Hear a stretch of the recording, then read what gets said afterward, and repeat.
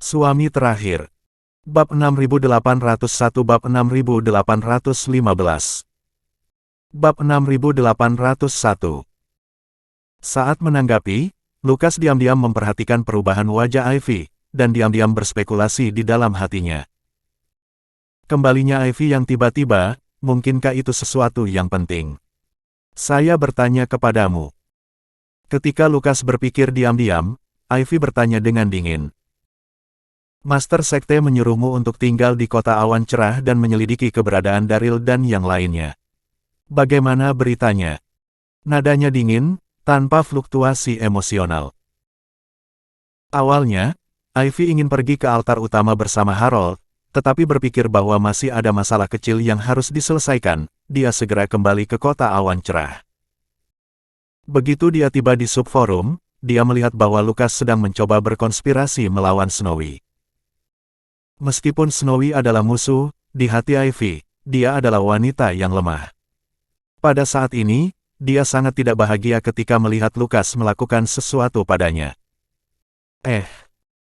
Menghadapi pertanyaan Ivy, Lukas menggaruk kepalanya, dan buru-buru berkata, "Dalam beberapa hari terakhir, saya telah memimpin para murid di bawah untuk berpatroli, dan saya tidak berani mengabaikan sedikit pun." Setelah mengatakan itu, Lukas menunjuk ke arah Snowy. Untungnya, kerja keras terbayar, dan pada siang hari, saya akhirnya menangkap pengkhianat ini. Mendengar ini, Ivy mengangguk dan bertanya dengan dingin. "Apa yang baru saja kamu lakukan?" Dia dapat dengan jelas melihat bahwa wajah Snowy memerah, seluruh tubuhnya sangat panas, dan dia dalam keadaan setengah sadar, dan Ivy sangat curiga. Omong-omong, Ivy baru saja menginjakkan kaki di sungai dan danau, dan hatinya masih sangat sederhana, jadi dia sama sekali tidak bisa melihat apa yang terjadi dengan Snowy. Menghadapi pertanyaan itu, Lukas sangat malu. Pada saat itu, pikirannya berubah dengan cepat, dan dia menjawab. "Saya baru saja memberinya racun, mencoba memaksanya untuk tunduk." Berbicara tentang ini, Lukas menyeka keringat dingin dari dahinya lagi, dan melanjutkan. "Kamu tidak tahu, wanita ini sangat keras kepala. Jika kamu tidak memberinya sedikit rasa sakit, dia tidak akan menyerah. Kejam dan tidak tahu malu." Pada saat ini, Snowy masih tetap tenang, dan ketika dia mendengar Lukas memutarbalikkan fakta, dia langsung menjadi sangat marah. Lukas, penjahat tercela ini, benar-benar tidak tahu malu. Dia berani melakukan sesuatu tetapi tidak berani mengakuinya, dia hanya berpura-pura menjadi laki-laki. Jadi, mendengar ini, Ivy skeptis, tetapi melihat ekspresi sedih Snowy, dia masih berkata, "Keluarkan penawarnya." Meskipun dia tidak tahu jenis racun yang diminum Snowy, Ivy tidak tahan melihat bahwa hidupnya lebih buruk daripada kematian. "Apa?" Lukas terkejut dan menatap Ivy dengan tatapan kosong, berpikir bahwa dia salah dengar. Sulit untuk menangkap Snowy hidup-hidup, dan kesempatan yang bagus akhirnya sia-sia. Bagaimana? Melihat perlawanannya, Ivy sangat tidak senang, dan berkata dengan dingin. "Apakah kamu ingin melanggar perintah? Jangan berpikir bahwa jika tuanku mengizinkanmu mengambil alih cabang kota awan cerah, kamu bisa menjadi kuat. Selama saya katakan sepatah kata, posisimu sebagai kepala altar akan segera dihapus. Apakah kamu percaya?" Lukas ini benar-benar menjengkelkan hanya dengan melihatnya. Jika bukan karena kekurangan tenaga kerja yang mendesak di sekitar Master, saya benar-benar ingin segera mengusirnya. Ya. Pada saat ini, Lukas sama sekali tidak berani membantah. Setelah mengangguk, dia mengeluarkan penawar dari tubuhnya dan memberikannya kepada Snowy. Sejujurnya, Lukas tidak ingin berkompromi begitu saja, tapi tidak ada cara lain. Ivy adalah murid kesayangan Harold, memprovokasinya sama saja dengan memprovokasi Harold. Sial. Tetapi ketika dia memberi Snowy penawarnya, Lukas tidak bisa tidak bersumpah dalam hatinya. "Snowy, kamu beruntung hari ini, tetapi kamu akan menjadi wanitaku cepat atau lambat." Ada juga Ivy ini, mengandalkan nama Harold, menunjuk ke arahku, suatu hari kamu jatuh ke tanganku, kamu harus terlihat baik. Setelah Snowy meminum penawarnya, kulitnya berangsur-angsur kembali normal, dan rasa panas dan gatal di tubuhnya berangsur-angsur menghilang, dan otaknya secara bertahap perlahan bangun. Nona Ivy. Pada saat ini, Lukas datang dan berkata kepada Ivy dengan wajah datar. Apalagi yang harus dipesan selanjutnya? Ivy terlalu malas untuk berbicara omong kosong dengannya, dan berkata dengan ringan. Kamu terus menyelidiki keberadaan Daryl. Wanita ini, aku akan membawanya kembali ke altar utama, dan membiarkan Tuan menanganinya. Dia tahu bahwa menjaga Snowy di sini tidak akan lepas dari cengkeraman Lukas, jadi lebih baik membawanya ke altar utama. Bab 6802. Lebih penting lagi, Snowy ini adalah murid langsung Gu Qianqiu dengan status yang sangat istimewa. Jika dia bisa ditundukkan, akan lebih mudah bagi guru untuk mengendalikan Dao Surgawi di masa depan. Mendengar ini, Lukas membeku di sana, hatinya merasa kusut. Saya akhirnya menangkap Snowy, tetapi saya belum menikmati kelembutannya, tetapi sekarang Ivy ingin membawanya pergi. Bebek matang lepas begitu saja dari mulut seperti ini, saya tidak bisa berdamai. Bagaimana? Melihatnya ragu-ragu, Ivy berkata dengan dingin. Apakah kamu punya pendapat? Tidak, tidak. Lukas dengan cepat menggelengkan kepalanya dan berkata dengan ekspresi menyanjung. Saya hanya berpikir bahwa Snowy sangat rumit, dan Nona Ivy menggendongnya sendirian, saya khawatir itu sedikit tidak aman, mengapa Anda tidak? Ketika dia mengatakan ini, pikiran Lukas dengan cepat berubah, memikirkan bagaimana membuat Snowy turun. Tetapi sebelum dia selesai berbicara, Ivy menyela dengan dingin. Kamu tidak perlu khawatir tentang ini. Kamu hanya perlu melakukan urusanmu sendiri dengan baik. Suara itu jatuh, Ivy membawa Snowy dan meninggalkan ruang bawah tanah. Sial.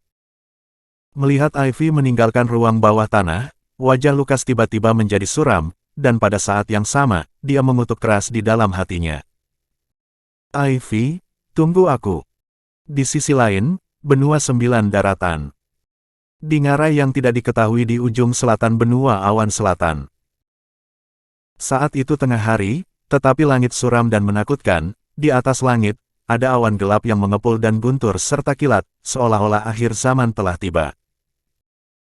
Dapat dilihat bahwa ngarai dipenuhi dengan kabut beracun hijau tebal, dan di kedalaman kabut beracun, ada kekuatan yang kuat melonjak. Di pintu masuk ngarai, banyak orang berkumpul saat ini, dari kejauhan ada puluhan ribu orang, hampir seperti lautan manusia. Itu benar.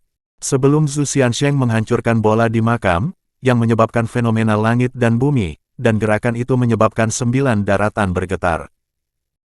Setelah mendengar berita itu, para master dari berbagai sekte di 9 daratan bergegas satu demi satu. Setelah para ahli dari berbagai sekte tiba, mereka tidak berani memasuki ngarai dengan gegabah saat melihat kabut beracun di ngarai. Saat ini, mereka menunggu matahari cerah, matahari terbit, dan kabut beracun menghilang. Sementara berbagai sekte sedang menunggu, gelombang napas yang kuat datang dari langit tidak jauh, dan segera setelah itu, puluhan sosok terlihat datang dengan cepat. Dua di kepala, yang satu lembut dan anggun, yang lain mendominasi dan tak tertandingi. Itu adalah Chester dan Dax. Pada saat ini, Chester, mengenakan gaun panjang putih, memegang kipas lipat, memiliki tepi yang tertahan, dan aura yang kuat menembus seluruh tubuhnya, menunjukkan sikap seorang master. Dax mengenakan jubah ungu emas, yang dengan sempurna menunjukkan sosok kekarnya, seperti dewa yang turun dari bumi. Di belakang kedua bersaudara itu ada Ambrose, Debra, Eira, dan beberapa murid elit gerbang Elysium. Seperti sekte lain, pada waktu itu, mereka merasakan bahwa ada visi langit dan bumi di sisi benua awan selatan. Setelah berdiskusi dengan Dax, Chester dan Dax membawa orang segera. Melihat Chester dan semua orang datang, para master sekte yang hadir semuanya gempar, dan mereka sangat bersemangat. Orang-orang dari gerbang Elysium yang datang. Tuan Wilson dan Tuan Sander, kita belum bertemu selama bertahun-tahun, dan kalian masih memiliki sikap yang sama. Sekarang tampak lebih hidup. Ketika semua orang merasa emosional, tatapan banyak pria juga terfokus pada Debra dan Eira, semuanya menatap lurus. Cantik, sangat cantik. Sama seperti peri. Mereka melihat bahwa Debra mengenakan gaun putih panjang saat ini, yang menonjolkan lekuk tubuh yang sempurna dan ketat, fitur wajah yang indah, dan kecantikan yang tak terlukiskan. Eira mengenakan rok pendek ungu muda, penuh vitalitas muda. Segera, semua orang bereaksi dan saling menyapa. Tuan Wilson, Tuan Sander, jangan datang ke sini tanpa cedera. Haha, Kakak Chester, Kakak Dax, aku sudah beberapa tahun tidak bertemu denganmu, bagaimana kabarmu? Selama bertahun-tahun, Istana Kehidupan Abadi, Gunung Bunga, dan Gerbang Elysium telah memberikan banyak kontribusi dalam mempromosikan kebaikan dan menghukum kejahatan di sungai dan danau, dan sangat dihormati oleh sungai dan danau di 9 daratan. Hanya ada sekelompok orang, tetapi mereka menutup mata terhadap Chester dan Dax. Mereka melihat sebagian besar dari orang-orang ini mengenakan kemeja panjang putih, dengan pola ikan yin dan yang di leher, dan wajah mereka memberontak, seolah-olah di dunia tidak ada yang peduli. Bab 6803. Orang-orang ini semuanya adalah pengikut Sekte Tianli. Sekte Tianli awalnya adalah sekte kelas 2 di benua awan selatan, dan untuk waktu yang lama, karena terbagi menjadi 2 faksi, sekte dalam dan sekte luar, dan bertarung terus-menerus, tidak memiliki status di arena. Sampai setahun yang lalu, pemimpin baru, Zephyr Bronwyn mengintegrasikan sekte dalam dan sekte luar, dan bekerja keras untuk membuat sekte Tianli berkembang pesat. Hanya dalam 1 tahun, itu mengalahkan sekte lain dan menjadi sekte nomor 1 di benua awan selatan. Pertunjukan ini membuat Zephyr Bronwyn sangat melambung. Pada saat ini, dia membawa semua orang dari sektenya ke ngarai, dan sama sekali tidak menganggap serius sekte lain. Adapun keberadaan Chester dan Dax yang terkenal di dunia, Zephyr Bronwyn bahkan lebih meremehkan. Tuan. Pada saat ini, seorang pria di samping Bronwyn tidak bisa tidak berkata. Chester, Dax juga ada di sini, sepertinya kita ingin memonopoli harta itu, dan ada beberapa masalah. Pria yang berbicara berusia sekitar 27 atau 28 tahun, dengan wajah tampan, tetapi matanya tertuju pada Debra, menunjukkan sedikit keserakahan. Itu adalah tetua ketiga dari Sekte Tianli dan tetua termuda, Brenton. Pada saat ini, melihat wajah Debra yang tiada taraf, Brenton hanya bisa menghela nafas dalam hati, dan pada saat yang sama dia sedikit tidak senang. Sial, Daryl benar-benar beruntung bisa mendapatkan orang kepercayaan yang begitu cantik. Saya mendengar bahwa Daryl telah hilang selama lebih dari setengah tahun, dan Debra ini sendirian di kamar kosong setiap malam. Jika saya memiliki kesempatan nanti, saya harus mendekati Debra. Brenton bernafsu dan genit, melihat Debra saat ini, dia tidak bisa menahan diri. Hahaha. Pada saat ini, Bronwyn mendengus dingin dan berkata dengan ringan. Bahkan jika ada Chester dan Dax di sini, bagaimanapun juga ini adalah benua awan selatan, wilayah kita. Yang disebut naga kuat tidak menekan ular lokal, dan mereka harus mengikuti aturan kita ketika mereka tiba di sini. Saat berbicara, Bronwyn memiliki ekspresi dingin dan arogan di wajahnya. Ini. Segera setelah kata-kata itu jatuh, Brenton dengan cepat bergema. Seni 9 matahari sang pemimpin telah disempurnakan ke dunia, dan tidak ada seorang pun di dunia ini yang dapat menandinginya. Bahkan jika Chester bergabung, mereka bukanlah lawan. Ketika dia mengatakan ini, Brenton memiliki ekspresi menyanjung di wajahnya. Brenton tidak hanya bernafsu, tetapi juga pandai mengamati kata-kata dan perasaan, dan menyanjung orang. Jika tidak, dia tidak akan mengambil posisi sebagai penatua di usia muda. Mendengar pujian itu, Bronwyn sangat bahagia, dan senyum muncul di wajahnya. Detik berikutnya, Bronwyn menyaksikan awan gelap di langit berangsur-angsur menghilang, mengangguk dan berkata, "Awan gelap akan menghilang, matahari akan segera muncul, dan kabut beracun di ngarai juga akan surut. Biarkan semua orang siap-siap." "Ya."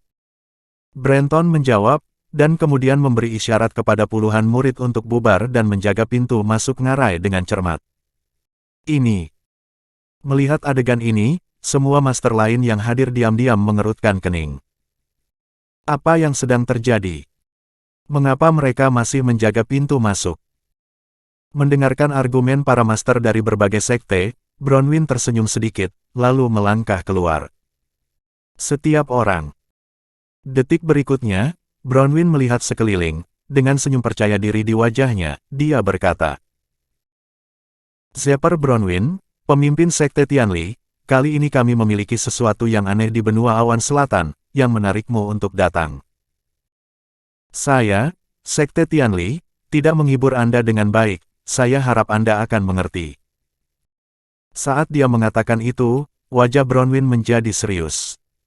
"Kembalilah ke urusan, karena makam kuno yang akan diungkap ini milik benua awan selatan kita harus menyelidikinya. Tentu saja, jika Anda ingin menyelidiki bersama, ikuti pengaturan sekte Tianli kami. Saya pikir semua orang seharusnya tidak memiliki pendapat." Suara itu jatuh, dan semua sekte yang hadir gempar. Ini sangat menarik. Ngarai ini tidak berada dalam lingkup sekte Tianli, yang mana giliranmu untuk menembak. Itu benar, kami telah datang jauh-jauh, dan kami masih harus mengikuti perintahmu. Sekte Tianli macam apa? Aku belum pernah mendengarnya. Selama diskusi, banyak master sekte memelototi Bronwyn. Hahaha. Merasakan ketidakpuasan semua orang, Bronwyn tersenyum tenang. "Jika Anda tidak yakin, Anda bisa datang dan meminta nasihat. Jika saya kalah, semua orang memasuki ngarai sesuka hati, dan saya tidak akan menghentikan mereka." Bab 6804. Ketika kata terakhir jatuh, Bronwyn merangsang kekuatan batinnya, dan nafas yang kuat keluar darinya dan menyapu penonton. Pada saat ini, merasakan kekuatannya, banyak orang diam-diam tersentak. Melampaui alam kesengsaraan, begitu kuat. Di bawah keterkejutan, banyak master sekte menunjukkan jejak ketakutan di mata mereka. Ada sangat sedikit orang di dunia yang dapat mencapai ranah melampaui kesengsaraan. Pantas saja pemimpin sekte Tianli berani menjadi begitu sombong. Baiklah. Pada saat ini, seorang lelaki tua melangkah keluar dan berteriak pada Bronwyn. Ternyata itu adalah alam transendensi. Tidak heran nadanya sangat keras. Lelaki tua ini datang untuk meminta nasihat. Setelah mengatakan itu, lelaki tua itu berjalan cepat ke ladang, dan perlahan mengeluarkan tongkat kayu dari tubuhnya. Pada saat ini, mata semua orang langsung tertuju pada Bronwyn. Bronwyn mengerutkan kening dan menatap pria tua itu dari atas ke bawah. "Siapa yang mulia, bisakah Anda menyebutkan nama?" "Hong San, ketua geng pengemis." Pria tua itu menjawab. Mendengar jawabannya, Bronwyn mengangguk. "Karena Anda adalah sesepuh dari geng pengemis, maka aku akan meminta nasihat darimu." Setelah berbicara, dia perlahan berjalan menuju Hong San. "Terima ini." Pada saat ini, Hong San tidak berbicara omong kosong, sosoknya meledak ke langit, dan tongkat di tangannya mengayunkan bayangan tongkat, menutupi langit langsung ke arah Bronwyn. Mereka melihat bahwa bayangan lengket dari langit ini langsung menghalangi mundur Bronwyn, depan, belakang, kiri dan kanan, dan udara di sekitarnya sangat terdistorsi, dan kekuatannya luar biasa. Saat ini, yang digunakan Hong San adalah trik terakhir dari teknik unik geng pengemis, Dewa Menghancurkan Amjing. Oh! Melihat adegan ini, semua master sekte yang hadir terhibur. Sungguh teknik tongkat yang kuat. Apakah ini tongkat Dewa Memukul Anjing yang dikabarkan? Itu benar-benar layak mendapatkan reputasinya. Saya khawatir tidak banyak orang di seluruh sungai dan danau yang dapat menghentikan langkah ini. Menurut pendapat saya, pemimpin sekte Tianli ini akan segera dihancurkan dari bentuk aslinya. Gembira, Banyak Master Sekte percaya bahwa Bronwyn ini hanya palsu, kuat dari luar, dan tidak mungkin untuk menghentikan trik ini. Bahkan Chester dan Dax mau tidak mau mengangguk setuju. Aku tidak menyangka akan bertemu dengannya selama beberapa tahun, tetapi kekuatan Penatua Hong ini telah meningkat pesat. Ya, tidak ada anjing di dunia dengan trik ini, tidak mudah dipatahkan. Seperti orang lain, Chester dan Dax lebih optimis tentang Hong San. Hahaha. Melihat ledakan figur tongkat Hong Shan, Bronwyn tersenyum acuh tak acuh. Keterampilan unik geng pengemis memang layak, tetapi tidak sulit untuk memecahkan trik ini. Ketika kata terakhir jatuh, Bronwyn meletus seperti bola meriam, sama sekali mengabaikan bayangan tongkat, mengangkat tangannya dan memukul Hong San. Pada saat ini, Bronwyn sudah berada di alam kesengsaraan transendensi, dan dia dapat melihat sekilas bahwa tidak ada anjing dalam gerakan ini, dan bayangan tongkat di sekitarnya bukanlah kuncinya, tetapi kelemahan sebenarnya terletak pada lawan. Bam! Detik berikutnya, sosok keduanya bertabrakan di udara, dan terdengar kejutan. Segera setelah itu, wajah Hong San menjadi pucat, dan dia langsung didorong ke belakang oleh tendangan voli. Setelah mendarat, dia terhuyung mundur selusin langkah sebelum menstabilkan sosoknya. Dan bayangan tongkat yang memenuhi langit juga menghilang tanpa jejak. Setelah menstabilkan sosoknya, wajah Hong San membiru dan kemudian pucat, dan tubuhnya bergejolak dengan ki dan darah. Bronwyn berdiri di tempat dengan ekspresi tenang. Melihat pemandangan ini, entah itu Chester, Dax, atau para Master Sekte yang hadir, mereka semua terkejut. Hari ini, pemimpin Sekte Tianli sangat kuat, dan bahkan mengalahkan tetua Hong San dengan satu telapak tangan. Hahaha. Pada saat ini, Bronwyn tertawa terbahak-bahak, dan berkata kepada Hong San. Penatua Hong, terimalah. Dia berkata dengan sopan, tetapi wajahnya masih penuh kesombongan. Ekspresi Hong San berubah, dia tidak berbicara, tetapi mendengus dingin, dan mundur. Setiap orang. Saat ini, Bronwyn sangat bangga, melihat sekeliling, dan berkata dengan nada santai. Siapapun yang ingin meminta nasihat, datang saja. Saya seseorang yang bisa meminta nasihat kapan saja. Mendengar ini, semua Master Sekte yang hadir, saling memandang, dan mereka tidak bisa menyembunyikan ketakutan di wajah mereka, dan tidak ada yang berani bermain gegabah. Bahkan Hong San, ketua sesepuh geng pengemis, bukanlah tandingannya. Tidak ada yang berani naik dengan gegabah setelah dikalahkan oleh satu gerakan. Bab 6805. Hahaha. Pada saat ini, Dax akhirnya tidak bisa menahannya, dan mencibir. Pemimpin Zephyr benar-benar agung. Saya, Dax Sander, menolak untuk menerimanya dan datang untuk meminta nasihat.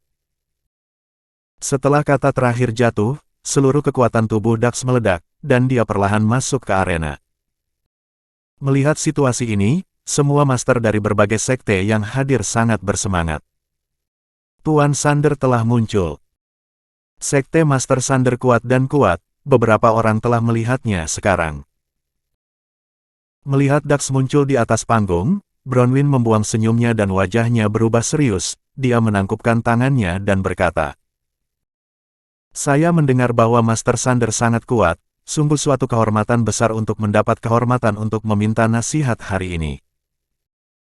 Ketika dia berbicara, ekspresi Bronwyn acuh tak acuh, benar-benar hilang dari kesombongan sebelumnya.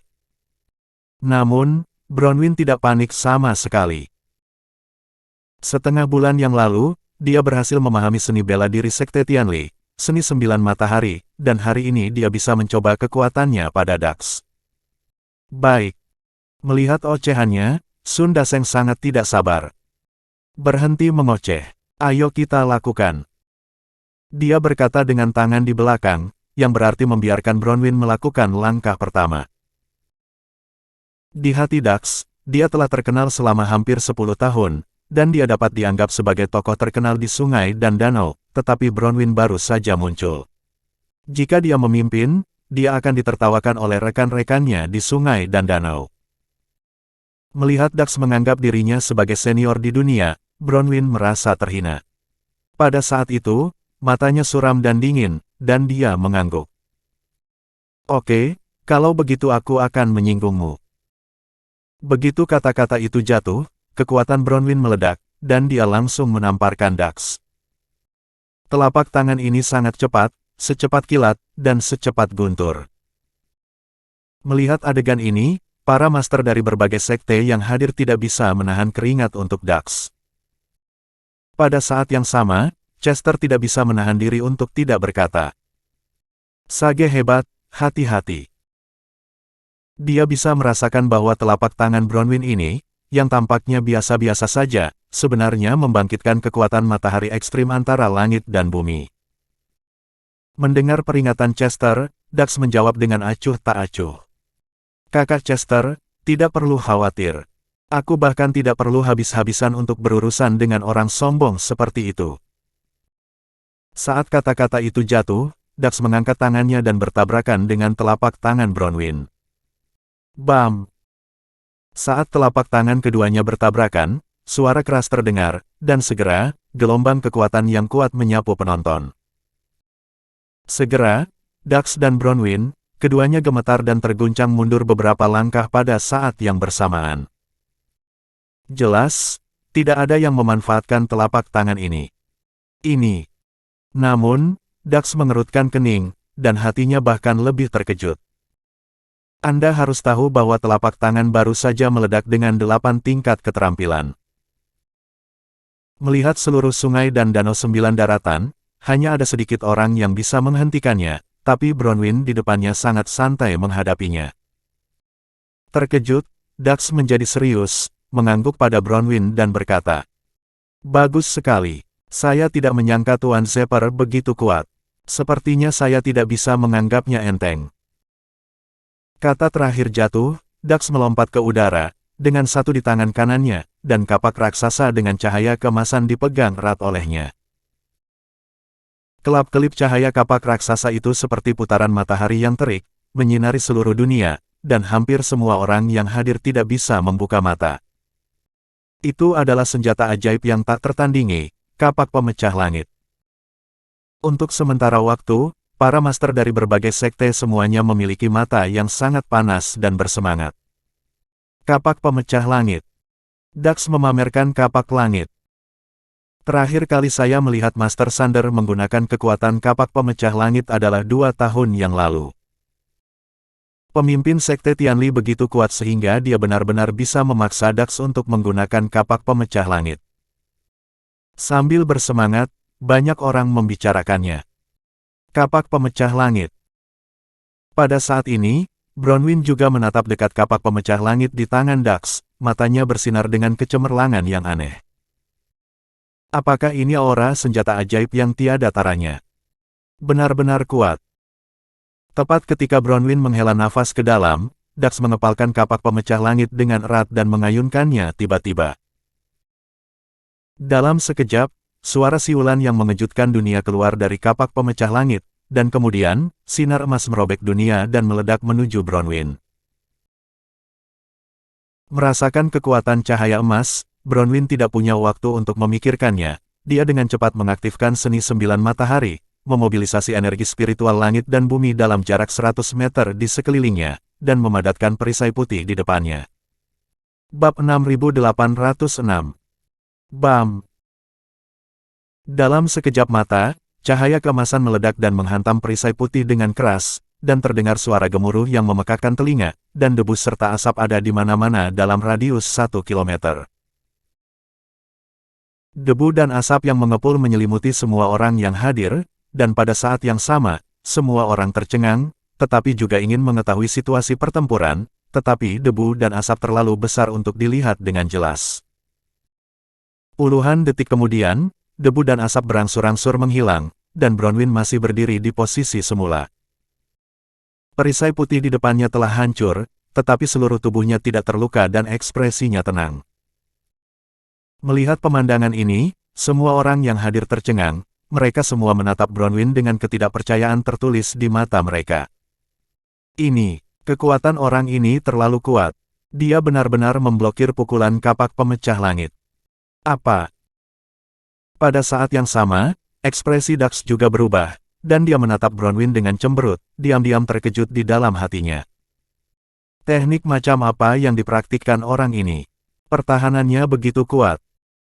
Chester, yang berdiri di bawah, mengerutkan kening, tenggelam dalam pikirannya. Bronwyn ini agak menarik. Yang lain tidak bisa melihatnya, tetapi Chester baru saja melihatnya dengan sangat jelas. Bronwyn baru saja menggunakan kekuatan batinnya untuk membangkitkan aura langit dan bumi di sekitarnya, dan baru kemudian dia memblokir pukulan Dax. Dengan kata lain, Bronwyn ini tidak dapat memblokir kapak pembuka langit hanya dengan mengandalkan kekuatannya sendiri, tetapi teknik kultivasi yang dia kembangkan sangat unik, dan dia dapat menggunakan aura langit dan bumi. Kakak Chester. Pada saat ini, Debra juga menemukan sesuatu, bibir merahnya dengan ringan berkata. Latihan Bronwyn ini agak unik. Ketika dia mengatakan ini, wajah halus Debra agak rumit. Baru-baru ini, banyak sekte bermunculan di arena, dan yang paling menarik perhatian adalah sekte Tianli. Chester mengangguk dan berkata perlahan. Bronwyn ini tidak mudah. Mungkin tidak mudah bagi Dax untuk menang melawannya. Hahaha. Tepat ketika semua orang terkejut, Bronwyn melihat ke langit dan tertawa, dan mengejek Dax. Ini adalah kekuatan senjata ajaib yang tiada taranya. Apakah tidak lebih dari itu? Atau, kamu memiliki bakat yang biasa-biasa saja, dan kamu sama sekali tidak dapat menampilkan kekuatan sebenarnya dari kapak pemecah langit. Di bawah ejekan, Bronwyn tidak bisa menyembunyikan kepuasannya. Omong-omong, Bronwyn sangat takut pada Dax. Bagaimanapun, Dax telah terkenal selama hampir 10 tahun, dan setelah dia mendapatkan kapak pemecah langit, dia menjadi terkenal di seluruh dunia. Namun, setelah menggunakan seni 9 matahari untuk memblokir serangan kapak pemecah langit, kepercayaan dirinya tiba-tiba meningkat. Mendengar ini, wajah Dax seketika menjadi sangat jelek, dan dia berteriak dengan marah. Oke, saya ingin melihat seberapa mampu Anda. Pada saat ini, Dax sangat marah. Dia sudah kesal, bagaimana dia bisa tahan diejek oleh Bronwyn di depan umum. Setelah kata terakhir jatuh, seluruh kekuatan tubuh Dax meledak, mengacungkan kapak pemecah langit, dia bergegas menuju Bronwyn dengan cepat. Waktu yang baik. Teriak Bronwyn, dan bergegas maju, bertarung sengit dengan Dax di udara dalam sekejap mata. Mereka melihat bahwa sosok dari kedua sisi terus bolak-balik dan bertabrakan di udara, dan kekuatan mengerikan meletus menyebabkan seluruh langit terdistorsi. Meskipun Dax memiliki kapak pemecah langit di tangannya, seni 9 matahari Bronwyn dapat menarik kekuatan spiritual langit dan bumi, dan dalam hal ini, tidak ada yang bisa berbuat apa-apa. Untuk sesaat, semua orang melihat pemandangan ini, dan mereka semua terkejut. Pada saat ini, cuaca benar-benar cerah, dan kabut beracun di ngarai dengan cepat menghilang. Bam! Segera setelah itu, raungan keras terdengar, dan segera setelah itu, seluruh ngarai berguncang dengan keras, dan kemudian cahaya hijau yang menyilaukan melesat ke langit. Melihat situasi ini, Dax dan Bronwyn berhenti, menatap ngarai. Pada saat yang sama, semua orang yang hadir sangat bersemangat. Pintu keluar dari makam kuno akan segera muncul. Sudah muncul, akan segera muncul. Bersemangat, banyak orang tidak bisa menahan diri untuk tidak berteriak. Pada saat ini, Bronwyn juga sangat bersemangat. Merasakan kekuatan besar yang melonjak di ngarai, dia merasa darah di seluruh tubuhnya akan mendidih. Bersiap. Segera, Bronwyn sadar dan berteriak pada Brenton di bawah. Ketika pintu masuk berikutnya muncul, segera masuk, dan jangan direnggut dulu. Bab 6807. Ya, Tuan. Mendengar perintah tersebut, Brenton segera merespon, dan langsung menyapa murid-muridnya, memblokir pintu masuk ngarai, menunggu munculnya makam kuno, dan segera bergegas masuk. Hahaha. Melihat situasi ini, Dax mau tidak mau mencibir. Sungguh naif ingin menempati makam kuno sendirian hanya karena kalian orang-orang dari Sekte Tianli. Begitu kata-kata itu jatuh, para master dari berbagai sekte yang hadir juga mengungkapkan ketidakpuasan mereka. Kamu Sekte Tianli benar-benar penuh kebencian. Apakah kamu tidak berbicara tentang aturan dunia? Ingin menghentikan kami? Sungguh lelucon. Sebelum semua orang dapat berbicara, tiba-tiba, kekuatan yang kuat melonjak di ngarai, dan kemudian, pusaran hitam mengembun dan berputar perlahan. Melihat pusaran ini, semua orang bersemangat. Jalan masuk. Pintu masuk ke makam kuno bergegas. Semua orang berteriak, mendesak sosok mereka untuk bergegas menuju pusaran. Sial. Melihat pemandangan ini, Brenton ingin menghentikannya, tetapi pada akhirnya dia tidak berdaya. Pada saat itu, dia tidak punya waktu untuk memikirkannya, dan berkata kepada puluhan murid Sekte Tianli di dekatnya. Cepat, masuk dan mencari harta karun itu. Wus. Setelah kata-kata itu jatuh, Brenton dan puluhan murid bergegas ke pusaran. Kelompok orang ini benar-benar mencari kematian. Melihat berbagai sekte berebut untuk bergegas ke pintu masuk, wajah Bronwyn sangat suram.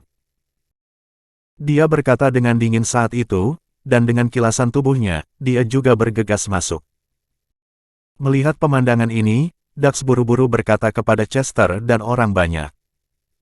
Kakak Chester, ayo cepat masuk. Baik. Chester menanggapi, dan dengan cepat bergegas ke pusaran air bersama Debra dan yang lainnya. Saat mereka bergegas ke pusaran, semua orang merasakan tekanan kuat menyelimuti mereka, dan sekitarnya menjadi gelap gulita, seolah-olah mereka telah memasuki dunia yang kacau. Tidak hanya itu, mereka juga jatuh dengan cepat. Dalam keadaan seperti itu, semua orang bingung. Ini adalah pertama kalinya Debra menghadapi situasi seperti ini, dia tidak bisa menahan perasaan sedikit gelisah, dan tidak bisa menahan diri untuk tidak berteriak. Kakak Chester, bisakah kamu mendengarku? Sangat gelap sehingga tidak ada yang bisa melihat siapapun, itu benar-benar tidak nyaman. Mendengarnya. Begitu kata-kata itu jatuh, suara Chester terdengar. Jangan panik, adik ipar, kita akan segera bertemu setelah kita mendarat. Mendengar jawabannya, Debra sedikit lega, dan menjawab. Oke. Setelah beberapa menit, Debra akhirnya mendarat di tanah. Bam! Saat kakinya menginjak tanah, Debra segera menggunakan keterampilan tubuhnya dan bergerak ke samping beberapa meter untuk memperlambat dampak kejatuhan, kemudian dia melihat sekeliling dan tertegun. Ini, apakah makam ini? Dia melihat ada jalan batu sempit di depannya, lebar jalan hanya setengah meter, dan ditutupi lumut. Di kedua sisi jalan, ada pohon lebat dan tanaman merambat dengan dinding rotan. Selain itu, banyak tanaman merambat menghasilkan buah berwarna coklat kuning. Debra tahu bahwa buah-buahan ini tidak bisa dimakan sama sekali, pasti beracun. Saya tidak tahu seberapa tebal dinding rotan itu, Debra melihatnya dan menemukan bahwa dia tidak bisa melewatinya sama sekali, jadi dia hanya bisa berjalan di sepanjang jalan batu di bawah kakinya. Untuk sesaat, Debra sedikit bingung. Pemandangan di depannya memberi orang perasaan bahwa itu sama sekali tidak terlihat seperti makam kuno, tetapi ruang bawah tanah alami. Kakak Chester, apakah kamu di sana? Beberapa detik kemudian, Debra mendapatkan kembali ketenangannya dan berteriak ke sekitarnya. Kakak Chester. Namun, sekelilingnya sunyi, bagaimana bisa ada bayangan Chester? Oh, makam kuno ini terlalu besar. Kakak Chester dan yang lainnya pasti telah jatuh di tempat lain. Tidak mendapat jawaban, Debra diam-diam menenangkan dirinya, lalu mengikuti jalan dan perlahan menjelajahi bagian depan. Namun, pada saat ini, Debra tidak tahu bahwa sesosok sembunyi-sembunyi diam-diam mengikutinya lebih dari 10 meter di belakangnya. Pria itu berusia 30-an, berpakaian bagus, dan matanya tertuju pada Debra, mengungkapkan sedikit kemalangan. Nama pria itu adalah Patrick, dan dia adalah murid Gerbang Tiga Elemen. Gerbang Tiga Elemen adalah sekte yang tidak populer di benua Timur Besar. Karena tidak jauh dari Sekte Artemis, jadi dalam beberapa tahun terakhir, Gerbang Tiga Elemen telah mencoba yang terbaik untuk menjilat Sekte Artemis, dan Patrick sangat terobsesi dengan Debra. Hanya saja setelah Debra mengikuti Daryl, dia telah tinggal di benua alam semesta, yang membuat Patrick tidak memiliki kesempatan sama sekali. Bab 6808. Kali ini ada penglihatan di benua awan selatan. Patrick ingin ikut bersenang-senang, tapi dia tidak pernah menyangka akan bertemu dengan Debra. Yang membuatnya semakin bersemangat adalah setelah memasuki makam kuno, dia mendarat tidak jauh dari Debra. Kesempatan yang sangat bagus, Patrick tidak akan melewatkannya.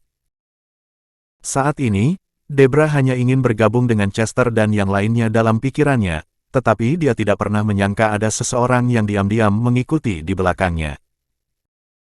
Setelah berjalan tidak jauh di sepanjang jalan setapak, Debra berhenti dengan cepat, dan dia dengan jelas mendengar langkah kaki dari depan. Kemudian, suara percakapan pihak lain juga datang. Penatua Brenton, apakah ini makam kuno? Kelihatannya tidak seperti itu. Ya, tempat ini sangat aneh. Ketika percakapan terdengar, langkah kaki semakin dekat. Itu mereka. Mendengar percakapan itu, hati Debra bergetar, dan ekspresi lembutnya tiba-tiba menjadi rumit. Pada saat ini, Debra dapat langsung mengetahui bahwa orang yang berbicara sebenarnya adalah murid Brenton dan Sekte Tianli. Pada saat yang sama, Patrick, yang mengikuti di belakang, juga diam-diam mengerutkan kening, dan mau tidak mau mengutuk. Sial, setelah akhirnya memiliki kesempatan untuk berduaan dengan Debra, dia menghancurkannya. Mengutuk diam-diam, Patrick buru-buru bersembunyi di balik dinding pohon anggur di sudut. Pada saat ini, beberapa sosok keluar dari sudut di depan, dan yang terdepan adalah Brenton. Pada saat ini, ketika Brenton dan yang lainnya melihat Debra, mereka tertegun sejenak, dan kemudian mata mereka sangat tertarik. Terutama Brenton, matanya menatap lurus. Debra ini layak menjadi tingkat dewi di benua timur besar saat itu. Penampilan dan sosok ini sungguh menakjubkan. Dan beberapa murid di sekitarnya juga menatap tajam, lupa sejenak di mana mereka berada. Menghadapi tatapan Brenton dan yang lainnya, Debra sangat tidak senang, tapi dia mengabaikannya. Oh. Akhirnya, Brenton sadar, berjalan cepat, dan berkata kepada Debra sambil tersenyum.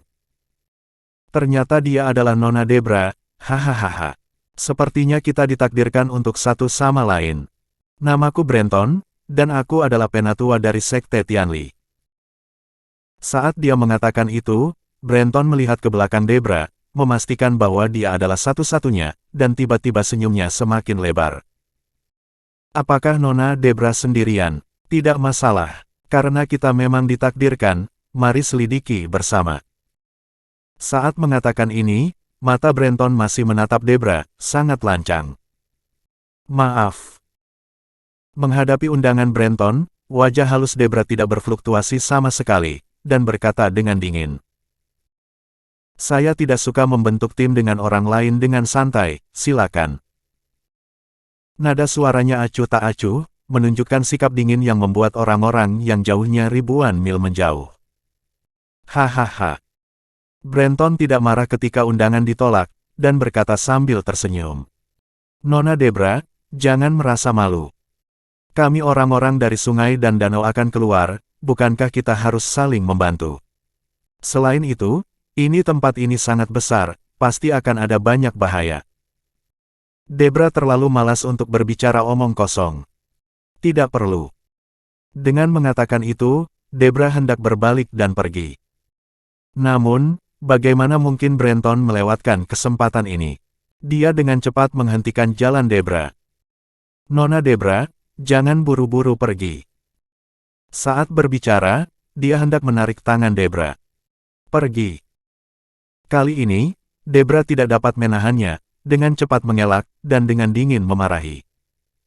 Apakah kamu ingin mati karena melakukan sesuatu? Sial. Melihat pemandangan ini, Patrick yang bersembunyi di kegelapan juga sangat marah.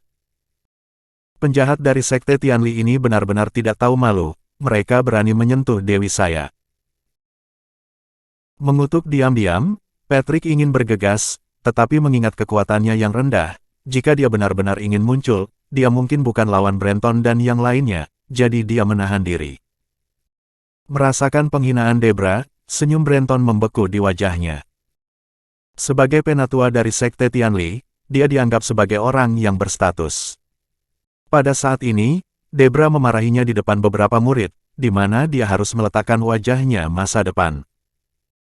Akhirnya, Brenton sadar dan tersenyum ringan pada Debra. Nona Debra, saya mengundang Anda dengan kata-kata yang baik, tetapi Anda tidak menunjukkan wajah, bukankah itu agak tidak pantas? Aku tidak mengenalmu dengan baik. Mengapa aku harus memberimu wajah? Debra berkata dengan dingin, dengan rasa jijik yang tidak bisa disembunyikan di wajahnya yang lembut. Bab 6809. Baik. Mendengar ini, Brenton mengangguk, dan segera menunjukkan wajah aslinya. Ketika kami berada di luar, pemimpin kami mengatakan bahwa makam kuno ini adalah milik Sekte Tianli kami. Anda bergegas masuk dengan gegabah, bagaimana Anda menjelaskannya? Melihatnya membuat masalah tanpa alasan, wajah cantik Debra berubah. Sungguh lucu. Anda mengatakan bahwa makam kuno ini milik Sekte Tianli Anda, jadi apakah itu milik Sekte Tianli Anda? Aku bisa menyelidiki sesukaku, jadi apakah kamu ingin ikut campur dalam urusanku? Setelah kata terakhir jatuh, Debra berbalik dan pergi. Orang ini benar-benar menjijikkan. Dia menunjukkan wajah aslinya tanpa mencapai tujuannya, sungguh penjahat. Ingin pergi. Brenton tertawa jahat, dan kemudian sosoknya meledak, mengangkat tangannya, dan memukul punggung Debra. Wanita ini, jika kamu tidak makan roti panggang dan makan anggur berkualitas, jangan salahkan saya karena bersikap kasar. Merasakan bahaya yang datang dari belakang, wajah cantik Debra menjadi dingin, dan berkata dengan dingin. Ingin melakukannya, aku khawatir kamu tidak akan berhasil. Setelah kata-kata itu jatuh, tubuhnya yang lembut dengan cepat menghindari telapak tangan Brenton, lalu mencabut pedang panjangnya, dan menikamnya dengan cepat. Pedang ini berisi kekuatan 8 keberhasilan Debra, dan dapat dilihat dengan jelas bahwa udara di sekitarnya sangat terdistorsi ketika pedang panjang itu lewat. Brenton tidak berani ceroboh, dan berteriak. Ilmu pedang yang bagus.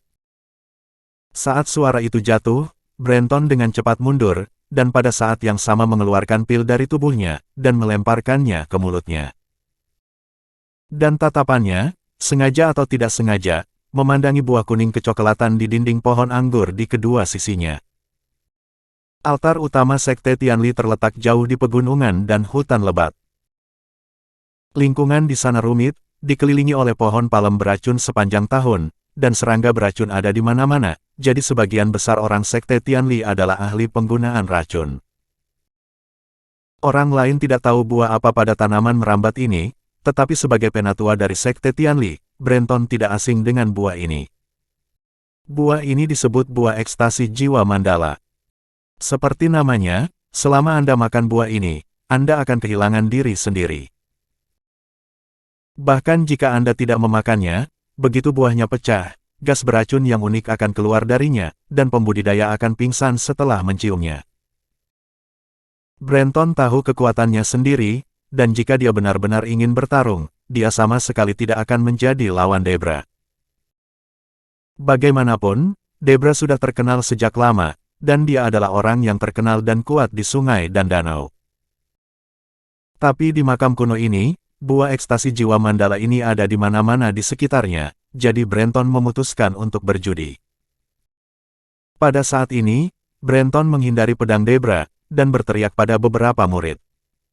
Cepat, ambil ramuannya dulu, lalu gunakan bersama untuk menangkap wanita ini hidup-hidup. Ya, penatua. Mendengar perintah itu, beberapa murid Sekte Tianli menjawab serempak, mengeluarkan pil detoksifikasi dari tubuh mereka dan mengambilnya, lalu mencabut pedang panjang mereka, dan mengepung Debra. Klang, klang, klang. Dalam sekejap mata, kedua belah pihak bertempur dengan sengit. Pada saat ini, Patrick yang bersembunyi tidak jauh dari situ melihat pemandangan di depannya, dan hatinya terkejut dan cemas. Dalam hati Patrick, dia pikir dia sudah tercela, tetapi dia tidak pernah berpikir bahwa Brenton bahkan lebih tidak tahu malu darinya, dan dia akan menyerang sang dewi jika dia tidak bisa menyenangkannya. Bergumam pada dirinya sendiri, Patrick ingin muncul, namun pada akhirnya ia menahan diri dan memutuskan untuk melihat situasinya. Saat ini, sisi Debra. Brenton tidak naik dengan beberapa murid, tetapi dengan cepat bersembunyi, melepas 2 buah ekstasi jiwa mandala, dan diam-diam menunggu kesempatan. Meski kekuatan para murid ini tidak lemah, mereka bukanlah lawan Debra. Bam! Segera, dengan suara tumpul, Debra menamparkan tubuh seorang murid. Murid itu langsung menjadi pucat, terhuyung ke belakang, dan kehilangan kekuatan bertarungnya. Ngomong-ngomong, Debra baik hati dan tidak membunuh si pembunuh. Jika tidak, murid ini akan mati. Hahaha. Melihat pemandangan ini, Patrick langsung menunjukkan senyuman, dan diam-diam mengagumi Debra di dalam hatinya. Seperti yang diharapkan dari penguasa sekte Artemis saat itu, dia benar-benar kuat. Bajingan kecil dari sekte Tianli ini berani bertindak lancang di depannya, mereka hanya bosan hidup.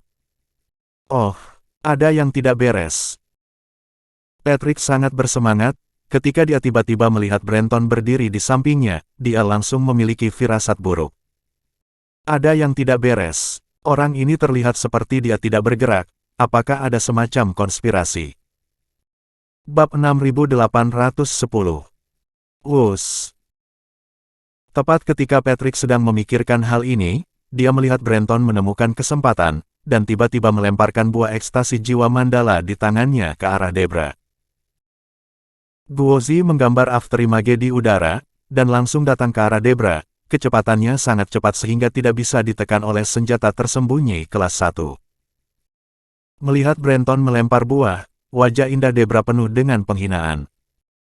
Dia tidak menganggapnya serius sama sekali, dan segera mengangkat tangannya dengan pedang, dan dengan cepat membelah buah menjadi 2. Saat buah ekstasi jiwa mandala dipotong, gas beracun transparan segera keluar. Pada saat itu, Debra mencium aroma buah yang kuat, dia tidak peduli, tetapi berkata dengan dingin kepada Brenton. Penjahat yang tidak tahu malu, apakah kamu menyerang secara diam-diam? Saat dia mengatakan ini, mata Debra penuh dengan penghinaan. Saat ini, Debra tidak tahu bahwa dia telah diracuni. Hahaha. Melihat Debra telah menghirup gas beracun itu, Brenton tersenyum, merasa sangat bangga. Segera, Brenton menjawab tanpa malu-malu kepada Debra. Keahlian pedang Nona Debra luar biasa. Saya bukan tandingannya, saya hanya bisa menggunakan metode kotor ini. Tak tahu malu. Mendengar ini, Debra bahkan lebih menghina. Omong-omong, sejak Debra menginjakkan kaki di sungai dan danau, dia juga telah bertemu dengan banyak penjahat yang hina dan tidak tahu malu. Tetapi ini adalah pertama kalinya dia melihat orang yang begitu tercela dan puas diri. Oh, buahnya mengandung racun. Pada saat ini, Patrick, yang tidak jauh dari situ, mengubah wajahnya. Debra ada di dekatnya, menghisap gas beracun tanpa menyadarinya, tetapi Patrick dapat melihatnya dengan jelas dari kejauhan. Saat buah itu terbelah, kepulan kabut dilepaskan. Pergi ke neraka. Pada saat ini, Debra berteriak, dan pedang panjang itu dengan cepat menusuk ke arah jantung Brenton. Kali ini, Brenton tidak menghindar, tetapi berdiri di sana tanpa bergerak, menatap Debra dengan setengah tersenyum. Melihat pedang itu hendak mengenainya, tubuh halus Debra tiba-tiba bergetar, alisnya berkerut, ekspresinya berubah, dan dia merasa bingung. Aneh, tadi aku baik-baik saja, mengapa tubuhku lemas sekarang? Mengapa aku tidak bisa mengerahkan tenaga? Tidak hanya itu, tetapi saya tidak dapat melepaskan kekuatan internal ke seluruh tubuh saya, dan dantian saya tampaknya ditekan oleh kekuatan yang tidak terlihat. Ini adalah tanda keracunan. Menyadari hal ini, Debra ketakutan dan bingung, bertanya-tanya, kapan dia diracuni. Hahaha. Melihat perubahan ekspresinya, Brenton bertanya sambil tersenyum. Nona Debra, ada apa? Apakah kamu enggan membunuhku? Saat berbicara, ada senyum jahat di matanya. Debra menggigit bibirnya dengan erat dan tidak menanggapi. Pada saat ini, Brenton terlihat sombong, dan nadanya penuh dengan lelucon. Nona Debra, apakah Anda merasa seluruh tubuh Anda sakit dan lemah, dan kekuatan internal Anda juga telah ditekan? Pada saat ini, wajah Debra tiba-tiba berubah, dan dia menatapnya dengan heran. Bagaimana kamu tahu? Hehehe. Brenton tersenyum jahat. Tentu saja aku tahu, kamu diracuni oleh buah ekstasi jiwa mandala. Buah ekstasi jiwa mandala. Mendengar kata-kata ini, wajah indah Debra penuh keraguan, dan hatinya sangat terkejut. Buah macam apa ini? Mengapa saya belum pernah mendengarnya? Melihat wajahnya yang bingung, Brenton mengambil buah lain dari dinding rotan di sebelahnya, dan berkata dengan bangga kepada Debra. Nona Debra, ini adalah buah ekstasi jiwa mandala. Apakah Anda memakannya atau mencium baunya, Anda akan kehilangan diri Anda sendiri. Bagaimana, tidakkah Anda mengharapkannya? Apa? Mendengar ini, tubuh halus Debra bergetar, marah dan menyesal. Orang ini benar-benar terlalu berbahaya. Buah ini beracun, sangat sulit untuk dilawan. Jika saya tahu akan seperti ini, saya seharusnya tidak memotongnya dengan pedang barusan. Detik berikutnya, Debra dengan cepat mengaktifkan kekuatan internalnya, mencoba mengusir racun, tetapi yang tidak dia duga adalah semakin dia mengaktifkan kekuatan internalnya, semakin cepat racun menyebar di tubuhnya. Hanya dalam sekejap mata, Debra merasa pusing, hampir tidak bisa berdiri diam. Hahaha. Melihat adegan ini, wajah Brenton penuh dengan lelucon. Nona Debra, saya menyarankan Anda untuk tidak menggunakan energi internal Anda untuk mengeluarkan racun. Racun buah ini sangat mendominasi. Jika Anda melakukan ini, itu hanya akan menjadi bumerang. Anda harus menerima takdirmu dengan patuh. Bab 6811. Ketika dia mengatakan ini, Brenton memandang Debra dengan tidak hati-hati, keserakahan di matanya tidak bisa disembunyikan. Kamu. Mendengar ini, Debra sangat malu dan marah. Dia akan menikam Brenton dengan pedangnya, tetapi seluruh tubuhnya lemas dan dia tidak bisa mengerahkan kekuatan apapun. Sebelum pedang panjang itu ditusukkan, dia tidak bisa menahannya dan jatuh ke tanah. Pada saat ini, Debra merasa matanya menjadi hitam, dan dia bisa pingsan kapan saja. Cek, cek, cek. Saat ini, Brenton menjadi semakin bangga. Nona Debra, kami tidak memiliki keluhan. Mengapa Anda begitu gigih? Saat berbicara, Brenton mengagumi Debra dari jarak dekat, dan mau tidak mau mengagumi. Saya selalu mendengar bahwa kecantikan Nona Debra seperti Dewi di benua timur besar, tapi sayang dia mengikuti Daryl. Dan bagaimana dengan Daryl? Dalam beberapa tahun terakhir, dia menghilang tanpa jejak, dan hidup dan matinya tidak diketahui. Nona Debra, Anda menjaga kamar kosong untuknya setiap malam, bukankah itu menyia-nyiakan tahun-tahun indah Anda? Saya, Brenton, tidak berbakat, dan saya jatuh cinta pada Nona Debra pada pandangan pertama. Mengapa tidak kamu ikut denganku mulai hari ini, dan aku berjanji akan memperlakukanmu dengan baik selama sisa hidupku, hehehe. Di pintu masuk ngarai sebelumnya, Brenton terkejut saat melihat Debra untuk pertama kalinya, dan dia sangat terpesona saat melihat Debra dari dekat. Sejujurnya, jika setengah tahun yang lalu, Brenton tidak akan berani menjadi begitu sombong, tetapi sekarang Sekte Tianli semakin berkuasa, dan juga, di luar ngarai, pemimpin dan Dax bertarung secara seimbang, yang juga membuat Brenton sangat percaya diri. Lebih penting lagi, Debra sangat lemah sekarang, bagaimana dia bisa melewatkan kesempatan yang begitu bagus? Pergi. Mendengar ini, Debra sangat marah hingga dia langsung memarahi. Namun, dia sangat lemah sekarang, omelan ini tidak menimbulkan ancaman bagi Brenton, melainkan membangkitkan minatnya. Hehehe. Pada saat ini, wajah Brenton penuh kegembiraan. Kecantikan Debra terlihat lebih menawan saat dia marah. Aku ingin memperbaikimu. Mengapa kita tidak ke kamar pengantin saja di sini? Setelah kata-kata itu jatuh, beberapa murid di sekitar juga tertawa dan bercanda. Penatua sangat beruntung hari ini. Hahaha, selamat. Penatua akan memeluk seorang wanita cantik. Aku harus mengatakan bahwa Debra ini benar-benar cantik, dan dia layak untuk penatua kita. Silakan menikmatinya nanti. Saudara-saudaraku, biarkan aku menjaganya. Hahaha. Brenton bernafsu, dan seluruh sekte Tianli mengetahuinya. Untuk menyenangkan, beberapa murid secara alami mengambil kesempatan untuk menjilat. Oh. Melihat situasi ini, Patrick, yang sedang bersembunyi tidak jauh dari situ tiba-tiba menjadi cemas, menatap Brenton, marah sekaligus iri. Bocah ini, beraninya dia mencoba menyentuh dewiku. Berpikir untuk dirinya sendiri, Patrick melihat ke arah Debra yang sangat lemah lagi, dan merasa bahwa darah di sekujur tubuhnya akan terbakar. Sial, kesempatan yang sangat bagus, hanya aku yang bisa melakukannya, bagaimana aku bisa memanfaatkan bajingan ini? Saat ini, Brenton ada di sini.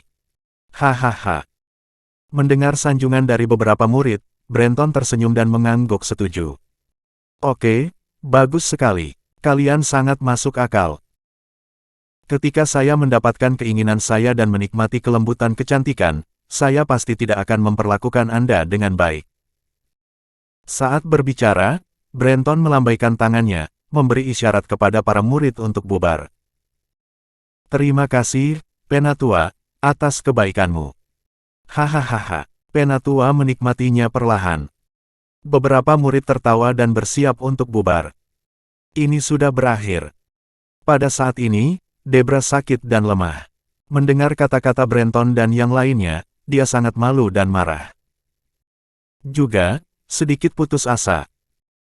Jika dia dicemarkan oleh Brenton ini, bagaimana saya akan menghadapi Daryl di masa depan? Lebih baik mati saja.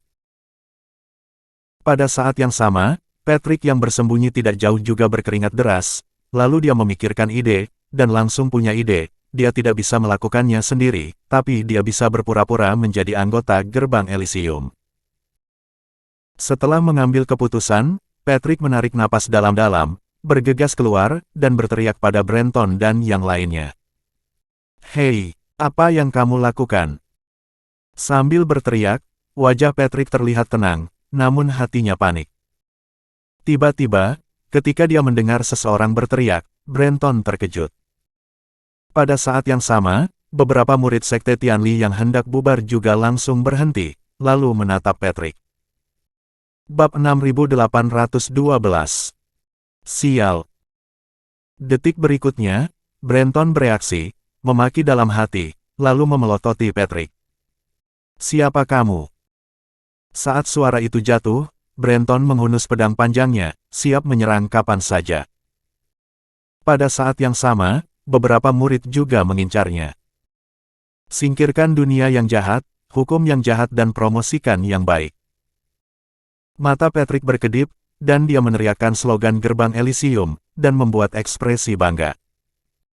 Saya adalah murid Gerbang Elysium. Nama Gerbang Elysium mengguncang dunia, dan semua orang tahu slogan itu. Patrick tidak bodoh. Mengetahui bahwa pihak lain cemburu pada Gerbang Elysium, dia sengaja mengatakan bahwa dia adalah murid Gerbang Elysium. Benar saja. Setelah mendengar kata-kata Patrick, Brenton dan beberapa murid semuanya terkejut, dan mereka saling memandang dengan sedikit ketakutan di wajah mereka. Terutama Brenton, sedikit kesal dan bingung. Sial, kesempatan yang bagus untuk mendekati Debra. Apakah ini akan sia-sia? Hanya saja kekuatan Gerbang Elysium begitu kuat sehingga tidak bisa diprovokasi. Namun, Brenton tidak bodoh dan cepat tenang. Hanya ada satu orang di sisi lain, dan dia bisa langsung dibunuh tanpa ada yang menyadarinya.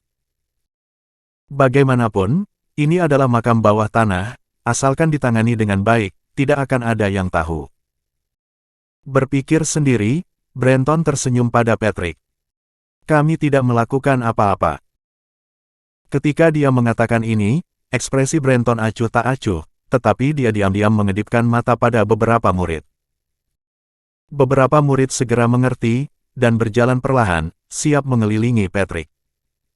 Ingin membunuh seseorang. Melihat situasi ini, pikiran Patrick berubah dengan cepat, dan kemudian matanya tertuju pada Debra, membuat ekspresi terkejut. "Saudari Debra, ada apa denganmu, saudari ipar?" Saat dia mengatakan itu, Patrick membuat ekspresi sangat marah, dan berteriak pada Brenton. "Apa yang kamu lakukan pada saudari ipar?" "Hahaha." Brenton sedikit tersenyum. "Beraninya aku melakukan sesuatu padanya. Dia telah diracuni, dan aku akan memeriksanya dengan baik." Dia berbicara dengan sopan, tetapi matanya penuh dengan niat membunuh. Dia mengambil keputusan, begitu beberapa murid mengepung lawan, dia akan segera dibunuh, dan dia tidak boleh diberi kesempatan untuk melawan. Namun, Patrick juga seorang veteran sungai dan danau, dan dia tidak memberi mereka kesempatan untuk mengelilinginya sama sekali. Pada saat ini, dia bertindak sangat bersemangat dan berteriak pada Debra. "Kakak ipar, jangan panik. Kami di sini untuk menyelamatkanmu." Berteriak, Patrick berteriak di belakangnya, berpura-pura memanggil. "Kakak Chester, kakak Dax, kemarilah. Ipar Debra ada di sini." Saat berteriak, Patrick hanya merasa hatinya ada di tenggorokannya. Patrick tahu betul di dalam hatinya bahwa ketika lawan mengelilinginya, dia akan benar-benar tamat. Bagaimanapun, itu sudah muncul, jadi lebih baik mencobanya. Setelah meneriakkan kata-kata ini, Patrick tidak mundur, tetapi berjalan menuju Debra dengan cepat. Patrick sangat licik, dia melakukan ini dengan sengaja untuk menciptakan rasa percaya diri. Oh, benar saja, melihat Patrick berjalan cepat, ekspresi Brenton dan beberapa murid berubah. Terutama Brenton, yang tidak bisa menyembunyikan kepanikan di wajahnya. Saat itu, tidak ada waktu untuk memikirkannya, jadi dia segera melambaikan tangannya. "Ayo pergi." Saat suara itu turun, dia lari ke sebelah kiri. Dalam hati Brenton, dia percaya bahwa Chester dan Dax ada di belakang. Jika tidak, murid gerbang Elysium di depannya tidak akan datang dengan percaya diri. Namun, dia tidak pernah menyangka semua ini dilakukan oleh Patrick. Melihat Brenton menyelinap pergi, beberapa murid panik dan lari dengan putus asa. "Hahaha, berhasil." Melihat Brenton dan yang lainnya berhasil ditakuti, Patrick menarik napas dalam-dalam, merasa bahagia tak terlukiskan. "Berapa banyak anak laki-laki yang berani bermain dengan saya, mereka terlihat lembut." Bergumam dalam hatinya, Patrick berjalan ke arah Debra, dan berkata dengan sopan. "Kakak ipar, bagaimana kabarmu?" Saat bertanya, Patrick terus memandangi Debra dari atas ke bawah. "Cantik, sangat cantik." Dia melihat bahwa Debra meringkuk di sana saat ini, mengenakan gaun putih panjang, yang menonjolkan sosoknya yang sempurna, dan wajahnya yang halus lemah dan menyedihkan. Pria manapun yang melihat pemandangan ini akan sangat terpesona. Glek. Setelah melihat selama beberapa detik, Patrick mendapatkan kembali ketenangannya dan mau tidak mau menelan ludahnya. Bab 6813. Pada saat ini, Debra sudah memasuki kondisi setengah sadar, sama sekali tidak menyadari bahwa pria di depannya sedang menatapnya dengan tidak hati-hati. "Saya." Pada saat ini, setelah mendengar pertanyaan Patrick, Debra sedikit membuka bibir merahnya, dan berkata dengan lemah. "Aku baik-baik saja." Saat menjawab, Debra melirik Patrick, meskipun dia agak aneh, dia tidak membawa ke hati. Lagi pula, ada puluhan ribu murid gerbang Elysium, dan tidak semuanya mengenal satu sama lain.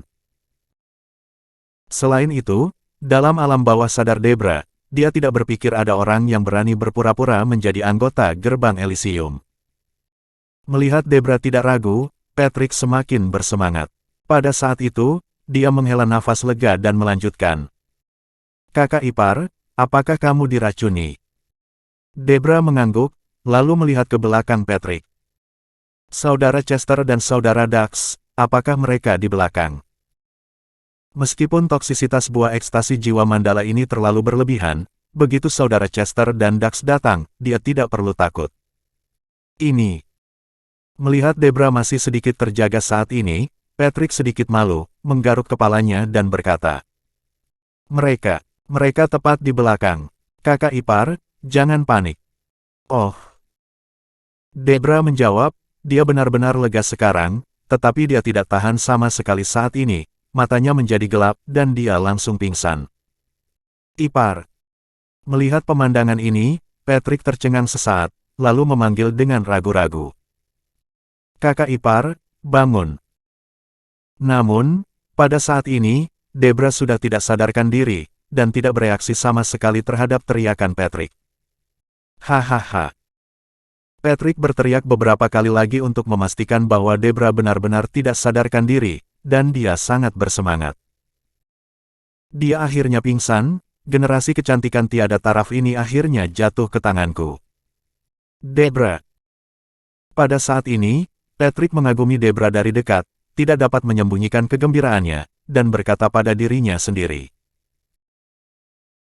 Apakah kamu tahu bahwa bertahun-tahun yang lalu kamu tidak bersama Daryl?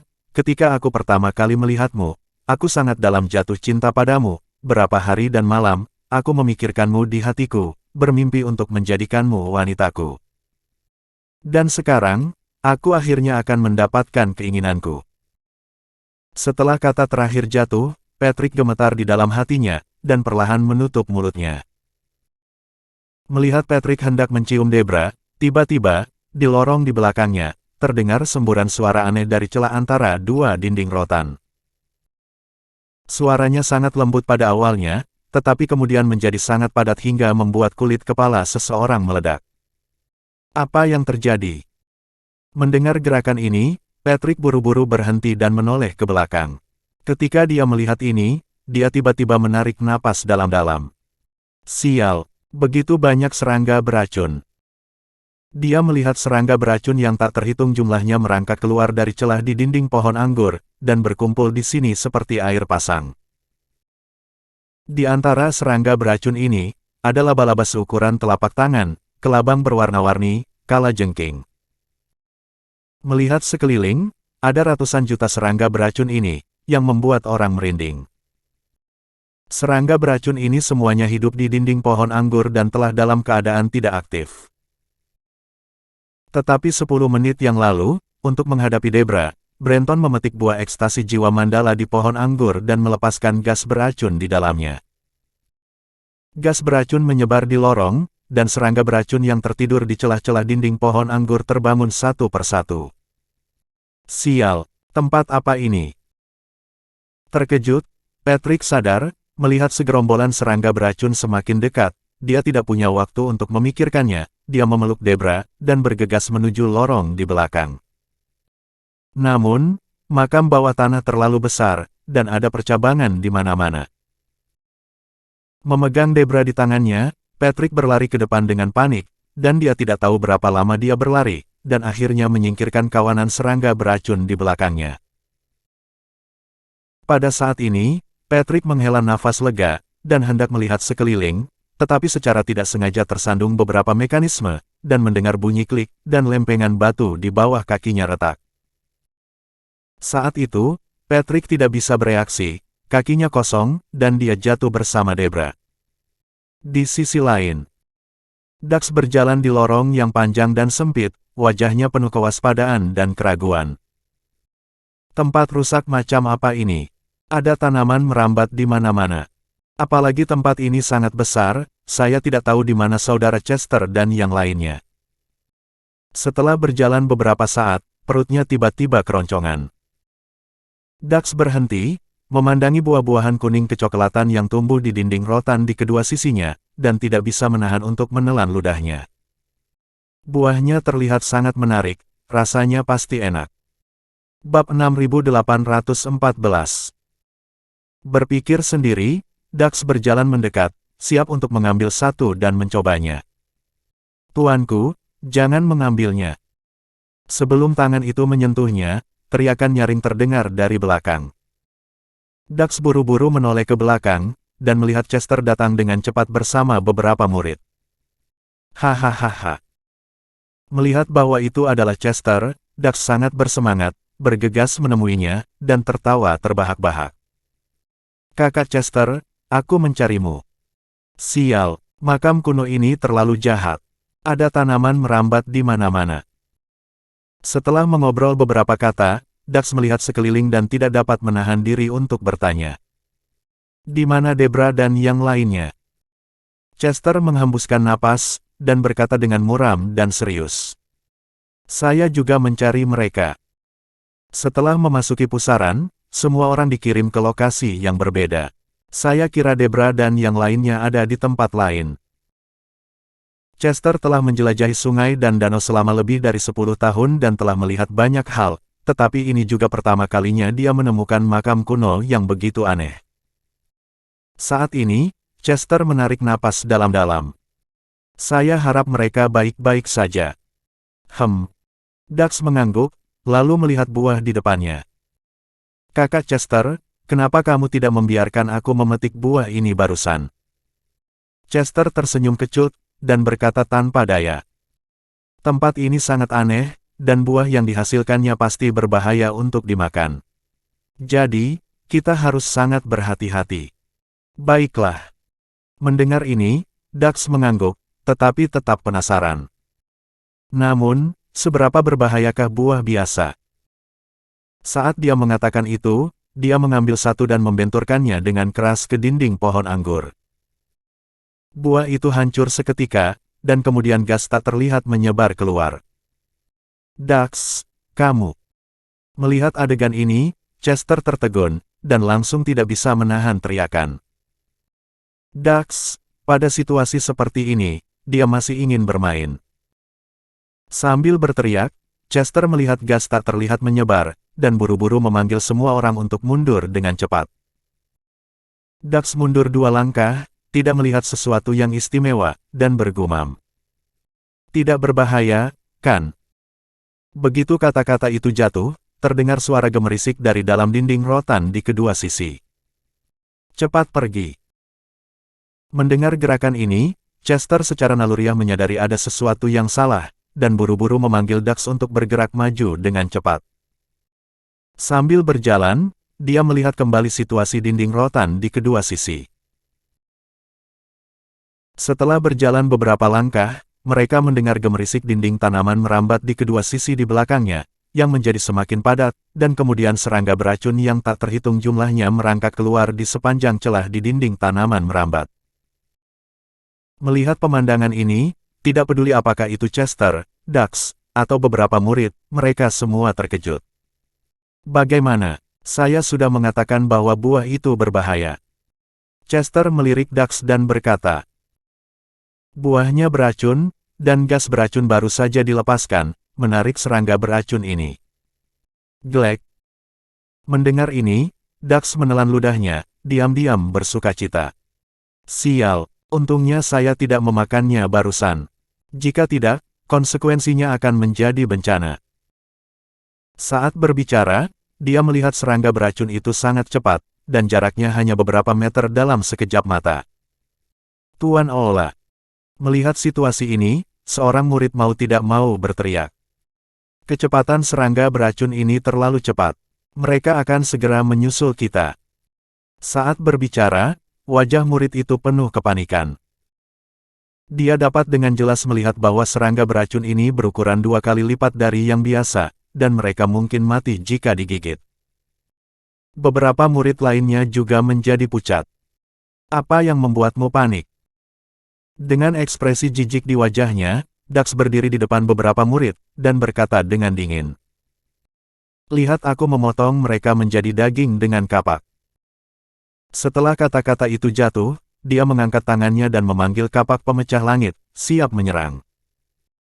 Namun, sebelum dia bisa bergerak, Chester buru-buru menghentikannya dan berkata, Sage hebat, jangan impulsif.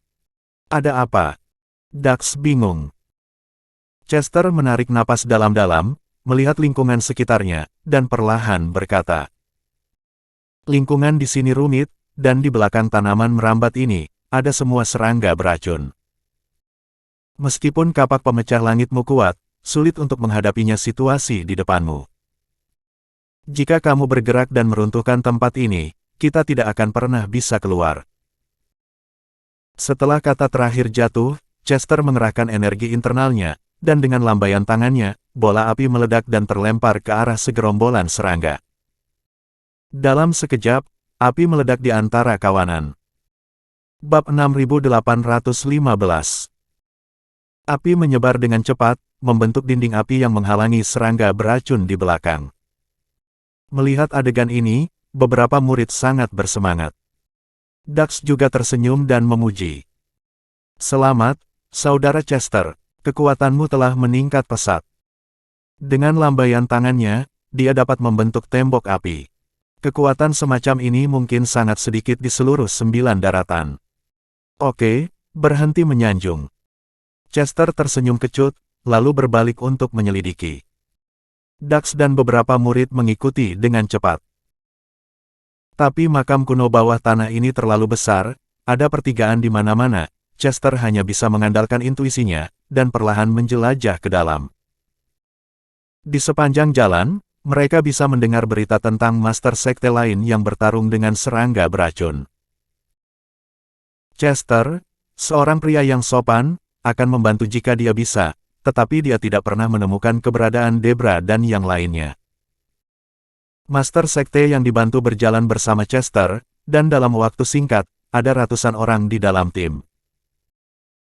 Akhirnya, Chester memimpin ratusan orang, dan butuh lebih dari setengah jam untuk akhirnya keluar dari lorong sempit. Melihat pemandangan di depannya, semua orang yang hadir sangat bersemangat. Mereka melihat ada sebuah alun-alun lebar di depannya. Alun-alun itu tidak terlalu besar. Itu berukuran 2 lapangan basket. Tanahnya ditutupi dengan batu bata biru. Ada puluhan patung berdiri di kedua sisi alun-alun. Namun, patung-patung ini bukanlah hantu atau dewa, bukan manusia, melainkan serangga beracun dengan gigi dan cakar. Melihat patung serangga beracun ini, banyak master sekte merasakan jejak ketakutan di hati mereka. Sial. Ini adalah reaksi pertama Dax, dan mau tidak mau mengutuk. Siapa pemilik makam kuno ini? Patung macam apa yang tidak bagus, tapi serangga beracun yang menjijikkan ini? Setelah suara itu jatuh, yang lain mengangguk setuju. Ya, itu terlihat jahat. Seluruh makam kuno ini penuh dengan keanehan. Menurutku, pemilik makam ini bukan orang baik semasa hidupnya. Hati-hati, semuanya. Mendengar diskusi semua orang, Chester tampak acuh tak acuh, memikirkan sesuatu dalam diam. Detik berikutnya, Chester berkata perlahan. Sejauh yang saya tahu, karena medannya, benua awan selatan memiliki banyak gunung dan pegunungan, iklimnya lembab, dan ada banyak racun dan serangga beracun, jadi sebagian besar sekte di benua awan selatan terkait dengan racun. Sekarang tampaknya pemilik makam ini juga ahli penolak serangga dan penyihir. Mendengar kata-kata ini, semua orang mengangguk. Chester berhenti berbicara dan berjalan menuju sisi berlawanan dari alun-alun terlebih dahulu. Semua orang tidak berani mengabaikan dan buru-buru mengikuti. Di seberang alun-alun ada istana hitam, sangat gelap sehingga Anda tidak dapat melihat apapun dengan jelas, terasa sangat misterius. Namun, semua orang bersemangat. Dengan istana, harta tidak jauh, tidak bisakah kamu bersemangat? Lihat, ada cahaya di sana. Ketika mereka mendekati istana, seseorang meneriakkan sesuatu, dan semua orang dengan cepat melihat ke dalam istana. Setelah melihatnya, mereka melihat cahaya merah, terlihat samar. Harta karun. Hahaha, akhirnya aku bertemu harta karun. Untuk sesaat, semua orang sangat bersemangat, lalu seseorang akan masuk ke istana untuk memeriksanya. Namun, pada saat ini, ada gelombang aura yang kuat datang dari belakang. Dan segera setelah itu, terlihat puluhan sosok datang dengan cepat, semuanya mengenakan gaun panjang berwarna putih. Itu adalah Bronwyn dan anggota sekte Tianli. Idiot ini. Melihat bahwa Bronwyn membawa orang, Dax mengerutkan kening, dan tidak bisa menahan diri untuk mengutuk dalam hati. Chester dan ketua sekte yang hadir juga memiliki ekspresi yang rumit. Segera, orang-orang Bronwyn tiba, dan puluhan murid sekte Tianli segera berjaga di gerbang istana. Segera, Bronwyn melihat sekeliling dan berkata dengan dingin. Tidak ada yang diizinkan memasuki istana ini kecuali sekte Tianli untuk menyelidiki. Jika tidak, jangan salahkan saya karena bersikap kasar. Itu tidak keras, tapi tidak dipertanyakan lagi. Mendengar ini, ekspresi semua master yang hadir di tempat kejadian berubah, dan masing-masing kaget dan marah. Kemudian, mereka membantah keras satu persatu. Sungguh lelucon. Apakah makam kuno ini milik sekte Tianli Anda? Itu benar. Makam kuno ini bukan milikmu, jadi mengapa kami tidak bisa menyelidikinya? Apakah sekte Tianli ingin menelan harta karun di dalamnya?